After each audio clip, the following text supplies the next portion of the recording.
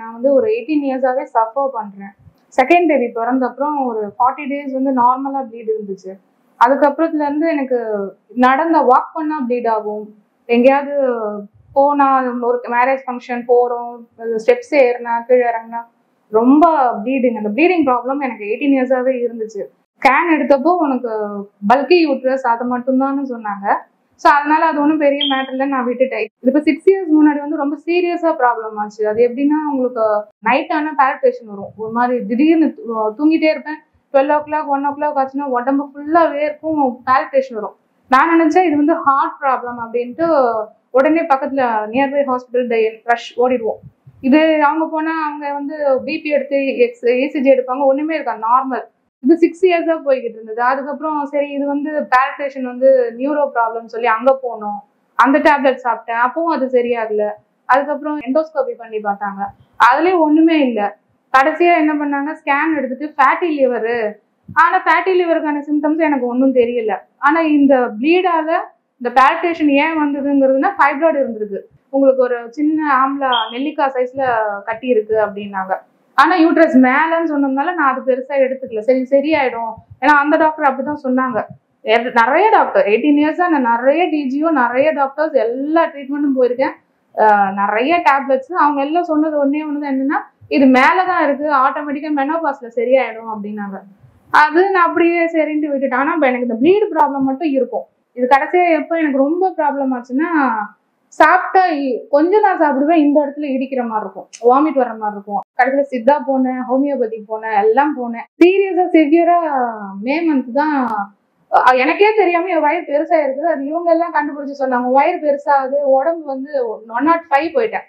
ஆக்சுவலா 90 80ல இருந்துட்டு அப்படியே 106 106 போனோடனே கொஞ்சம் டயட் பண்ணி 105ல வந்தேன். ஆனா என்னால நடக்க முடியாது, மூச்சு வாங்கும். நடந்தா நான் நினைச்ச உடம்பு ஃபேட்டா இருக்கா அதனால அப்படின்னு சொல்லிட்டு. பட் டயட்டை பொறுத்த வரைக்கும் டயட்டே கிடையாது, நல்லா சாப்பிடுவேன். அதாவது பன்னீர்லாம் ரொம்ப பிடிக்கும், நிறைய சாப்பிடுவேன். ஸோ அதனால நினைச்சுக்கிட்டு நான் அப்படியே இருந்துட்டேன். ஆனா இந்த ப்ளீட் ப்ராப்ளம் இருந்தது, அது ஹெச்பி கம்மியா இருந்துச்சுன்னு சொன்னாங்க.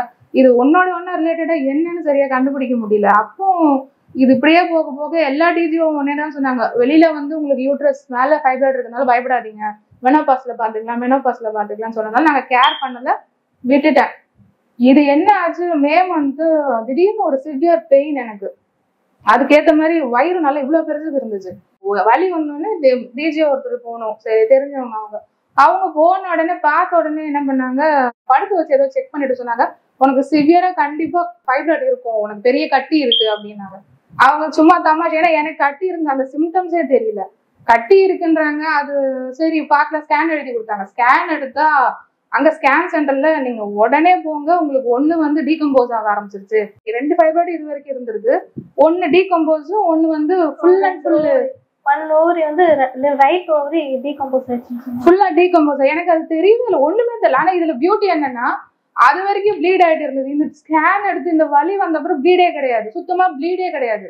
ஆனா பாடி மட்டும் வெயிட் வந்து கம்மி ஆயிட்டே வந்தது, ரெடியூஸ் ஆச்சு. இவங்க எல்லாம் என்ன நினைச்சாங்க, எங்க வீட்டுல கேன்சர் ஏதோ வந்துருச்சு அப்படின்னு சொல்லி அப்படி பயந்தாங்க. இந்த பிரச்சனை நான் பண்ணது எவ்வளவு தூரத்துக்கு பண்ணி வச்சிருக்கேன்னு எனக்கே தெரியல. ஆனா எனக்கு ஒரு சிம்டம்ஸும் தெரியல. சின்னதா இருக்கும் போதாவது ரொம்ப சிம்டம்ஸ், பெருசா இருக்கும் ஒண்ணுமே தெரியல. ஆனா நம்ம ஜாலியா இருந்துட்டோம். ஆனா வலி மட்டும் இருந்துச்சு. இந்த வலி நான் வேற ஹாஸ்பிட்டல் போய் அப்புறம் அவங்க என்ன பண்ணாங்கன்னா, எமர்ஜென்சி சர்ஜரி பண்ணியே ஆகணும், உடனே டேட் ஃபிக்ஸ் பண்ணிட்டாங்க. எனக்கு ஓப்பன் சர்ஜரி சத்தியமா பிடிக்கல, ஏன்னா 2 டெலிவரி சிசரியன் நம்ம பண்ணதுனால அந்த பெயின் நமக்கு தெரியும். அதுக்கு பயந்துகிட்டே ஓப்பன் வேண்டாம், அவங்க வந்து லேப்ரோ அப்சர்ஷன் போடுறதுனால போனாங்க. நான் அவங்க அம்மா பண்ண முடியாதுனால 10 வயசு பாப்பா மாதிரி வளர்த்து வச்சிருக்காங்க. எப்படிமா வளர்த்தேன்னு எனக்கு கேட்டாங்க. எனக்கு என்ன தெரியும் எப்படி வளர்த்து. நான் உங்க அம்மாவுக்கு லேப்ரோ பண்ணா நான் அப்புறம் 4 நாள் பெட்ல படுக்கணும், அதனால ஓப்பன் தான் பெஸ்ட்னாங்க. ஆனா எனக்கு ஓப்பன் வந்து பயம், ஏன்னா அந்த பால்பிட்டேஷன் ஏற்கனவே இருந்ததுனால எனக்கு மைண்ட்ல என்னன்னா, எனக்கு ஹார்ட்ல ஏதோ பெரிய பிரச்சனை, ஆப்ரேஷன் பண்ணா செத்துருவோம் அப்படின்ற அந்த பயத்துல நமக்கு எல்லாம் ஜென்ரலாவே அந்த சர்ஜரி பண்ண பயம் இருக்கும். எங்க வீட்டுல இவங்க எல்லாம் வந்து அதெல்லாம் கிடையாது, நீ சர்ஜரி தான் பண்ணணும்னு சொல்லிட்டு பெரிய டாக்டர், என் பையன் தான் கூகுள்ல சர்ச் பண்ணான். அவர் பெரிய கார்பரேட் ஹாஸ்பிட்டல்ல ஒர்க் பண்றாரு, லேப்ரோ டாக்டர்னு போட்டோன்னே, அதுவும் மேல் டாக்டரு, அதனால பயம் இல்லாம பண்ணுவாங்கன்னு நாங்க அங்க போனோம். அவங்களும் சரி பார்க்கலாம்னு சொல்லிட்டு நிறைய டெஸ்ட் ரிப்போர்ட்ஸ், வீக்லி 2 தடவை, ஒரு நாள் விட்டு ஒரு நாள் இது எடுத்துட்டு வாங்க அதை எடுத்துட்டு வாங்க, அதெல்லாம் போனோம். சரி நான் நம்பிக்கையா இருந்த, பரவாயில்ல லேப்ரோனா நமக்கு ஈஸியா பண்ணிடுவாங்க, நம்ம ஜாலியா ரிலாக்ஸ் ஆயிடுவோம் அப்படின்னு நினைச்சேன். அவரு சொன்ன ஒரு பெரிய பாம் என்ன போட்டாருன்னா, இது பண்ணவே முடியாது, இது வந்து நோ சான்ஸ், மிஷினே உள்ள போகாது, அந்த மிஷினே வந்து உடஞ்சிரும், அதனால கம்பல்சரி நான் ஓப்பன் தான் பண்ணுவேன், ஓப்பன் பண்ணாலும் டேஞ்சர் தான். ஏன்னா அவங்களுக்கு இது வரைக்கும் ஃபைப்ராய்டு வந்து எனக்கு இந்த செஸ்ட் இந்த கீழே வரைக்கும் இருந்துச்சு. டாக்டர் என்ன சொன்னாங்கன்னா, இது இப்படியே விட்டீங்கன்னா ஒன்று போறது வந்து கண்டிப்பா ஹார்ட்ல போய் பிடிச்சிக்கிச்சுன்னா நாங்க நாளைக்கு எடுக்கும்போது எல்லாமே மேஜர் மேஜர் சர்ஜரி ரிஸ்க் ஆகும், உங்களுக்கு நான் 70% கூட சான்ஸ் கொடுக்க முடியாது அப்படின்னாங்க.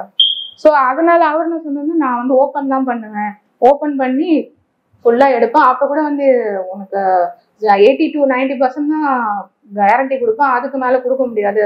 ஏன்னா அது வந்து எங்கெல்லாம் போய் அட்டாச் ஆயிருக்கு. ஏன்னா நம்ம நினைச்சிட்டு இருக்கோம் ஃபைப்ராய்டு வந்து யூட்ரஸ் மேல இருக்குன்னு, அது வந்து கிட்னில போய் பிடிக்கும், பிளாடர்ல போய் பிடிக்கும், அந்த மாதிரி இருக்கும்போது உங்களுக்கு டேஞ்சர் ஆகும் அப்படின்னாங்க.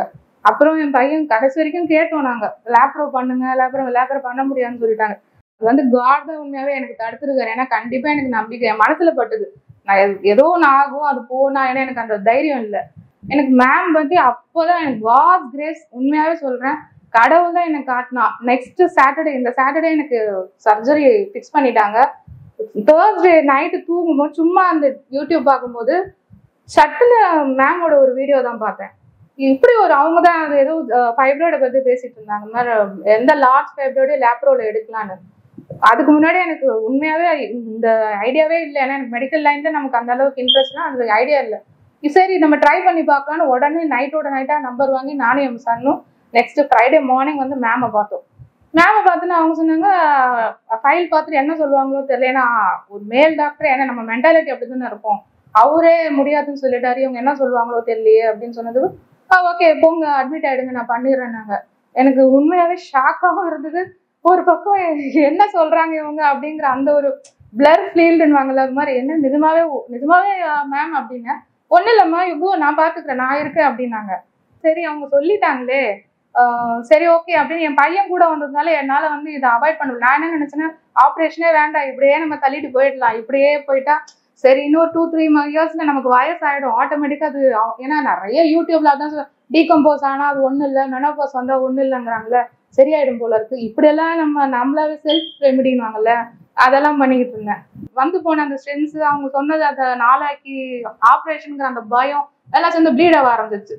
ப்ளீட் ஆனோடனே மேம் வந்து அப்போ இதுல இருந்தாங்க, மீட்டிங்ல இருந்தாங்கன்னு நினைக்கிறேன். ஐ திங்க் ரியலி மேம் மாதிரி வரவே முடியாது. ஏன்னா இவ்வளோ பெரிய, எனக்கு இவங்க யாருன்னு உண்மையா தெரியும், ஆனா அப்புறம் வந்து இவ்வளோ பெரிய ஆள் இவங்க, நான் ஒண்ணுமே கிடையாது. ஆஸ் அ பேஷண்டா இருந்தா கூட எத்தனையோ டாக்டர்ஸ் பார்த்துருக்கோம் நம்ம, ஒரு அர்ஜென்ட் பக்கத்துல இருக்க டாக்டர்கிட்ட போனா கூட பிஸியா இருக்கேன் நான் அப்பாயின்மெண்ட் ஃபிக்ஸ் பண்ணி தான் பேசுவேன், நான் ஃபோன் பண்றேன், அவங்க கான்ஃபரன்ஸ்ல இருந்தாங்க, அப்ப நல்லா அவங்க சொன்னாங்க கான்ஃபரன்ஸ்ல இருக்கமா, பின்னாடி பேசிட்டு இருந்தாங்க. நான் சொன்னேன் மேம் எனக்கு நீங்க வர சொன்னீங்க மண்டே, பட் எனக்கு வந்து ப்ளீடிங் ஸ்டார்ட் ஆயிடுச்சு, இட்ஸ் ஓகே அதெல்லாம் ஒண்ணும் இல்லை நீங்க வாங்க அப்படின்னாங்க.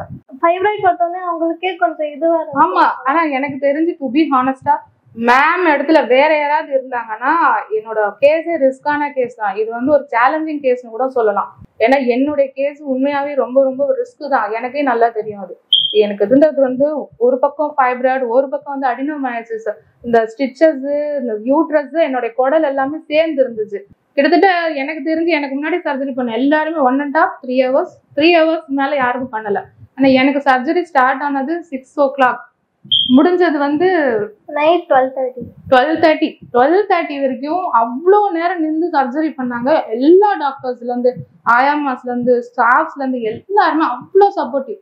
அன்னைக்கு பாவம் எல்லாருமே எனக்காக அவங்க நினைச்சு கூட உண்மையாவே நினைச்சு பார்த்துருக்க மாட்டாங்க இவ்வளோ சீரியஸா உள்ள இருக்கும்.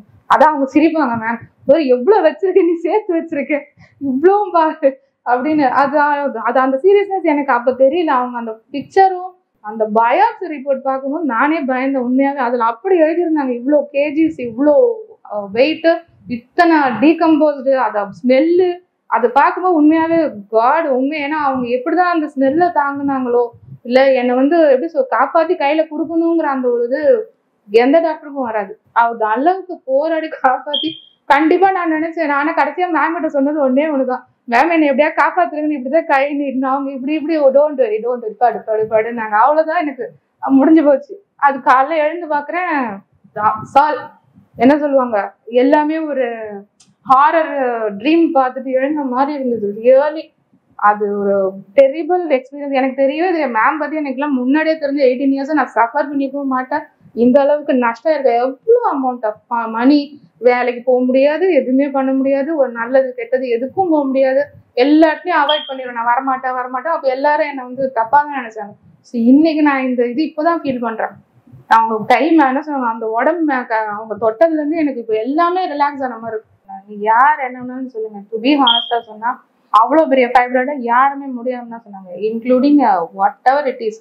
அது முடியாதுன்னு இப்ப அது எடுத்துட்டு என்ன புதுசா ஒரு பொம்மை மாதிரி உட்கார வச்சுட்டாங்க. நவ் ஐ எம் வெல் என்ன சொல்லுவாங்க, ரொம்ப சின்ன வயசுல நம்ம எப்படி ஒரு அந்த உடம்பு என்ன அளவுக்கு நமக்கு அந்த ஃப்ரெஷ்னஸ், அந்த நடக்கிறது முன்னாடி பயங்கர அந்த ஃபைப்ராய்டை வச்சுட்டு நடக்கும்போது இந்த இடம் வலிக்கும். அது உங்க எல்லாருக்குமே தெரியும், நிறைய ஃபைப்ராய்டு இருக்கவங்க தெரியும்.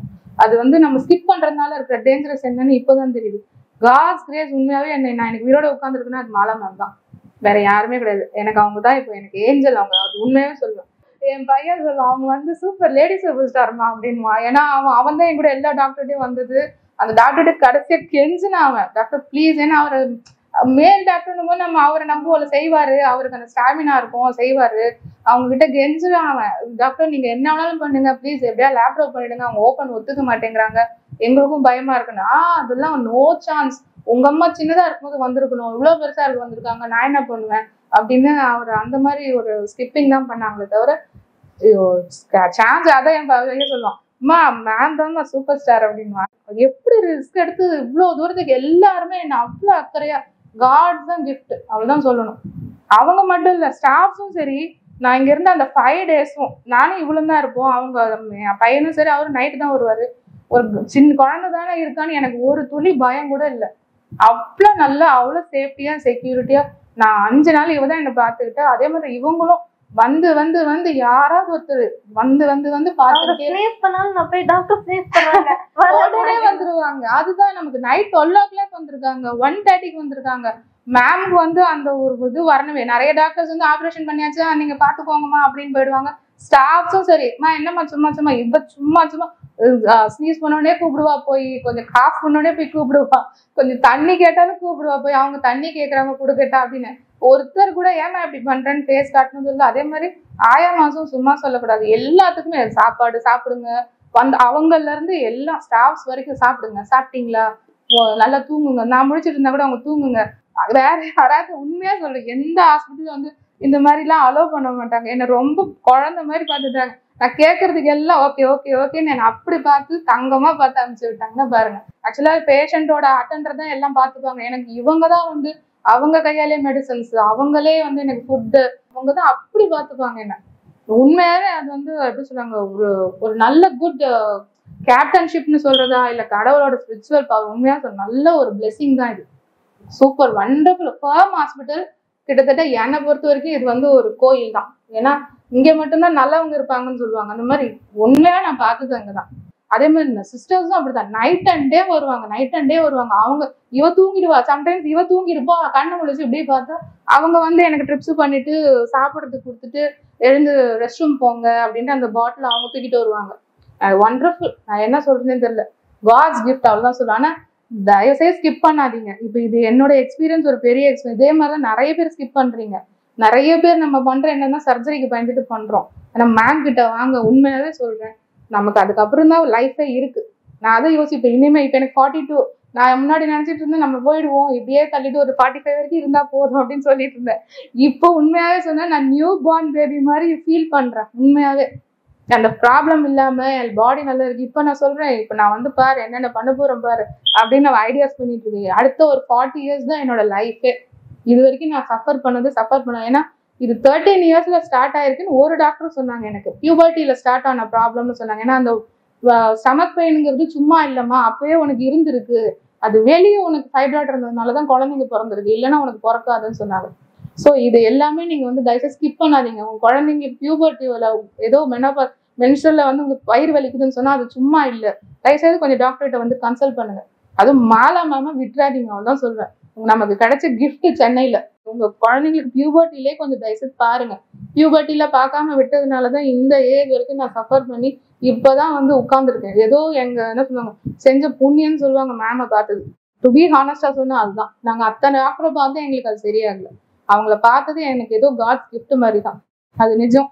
கேட்டு பாருங்க. ஏன்னா சஃபர் பண்ண பசங்களுக்கு தெரியும். சர்ஜரி பயந்து பயந்து பயந்து நம்ம தள்ளி போடுறதுனால நம்ம தான் சஃபர் பண்றோம். ஸோ ப்ளீஸ் அதனால ஸ்கிப் பண்ணாதீங்க. ஹோம் ஹாஸ்பிட்டல வந்து தயவுசெய்து யூஸ் பண்ணிக்கோங்க நீங்க. அதான் நான் சொல்லுவேன். எனக்கு அது ஒண்ணுதான் ஆசை. என்ன மாதிரி எல்லாருமே சீக்கிரம் சரியாகி ஹாப்பியா நம்ம லைஃப்பை லீட் பண்ணணும். இதை நான் இப்படியே வச்சிருந்தேன்னா இன்னும் எவ்வளவு கஷ்டமாயிருக்கும்னு எனக்கு இப்போ புரியுது. ஏன்னா முன்னாடி நான் பட்ட கஷ்டத்துக்கும் இப்போ நான் அந்த டிஃபரன்ஸுக்கும் நல்லா தெரியுது. லேப்ரோங்கிறது உங்களுக்கு ஒண்ணுமே இல்லை. அப்படியே எப்படி சொல்றது, தூங்கி எழுந்துக்கிற மாதிரி தான் இருந்துச்சு. டு பி ஹானஸ்டா சொன்னா தூங்கி எழுந்துக்கிற மாதிரி இருந்துச்சு. அந்த ஸ்டிச்சஸ் அந்த 4 அந்த சின்ன சின்ன இதுதான். இவ்வளவு பெரிய கட்டி அவங்களாம் எடுக்கும் போது நீங்க எல்லாம் என்னை விட நிச்சயமா நிறைய பேர் சின்ன சின்ன பிரச்சனை தான் இருக்கும். தயவுசெய்து யூஸ் பண்ணுங்க, சரி பண்ணிக்கோங்க. இல்ல ஹாப்பியா லிவ் பண்ணணும், அவ்வளவுதான் நமக்கு.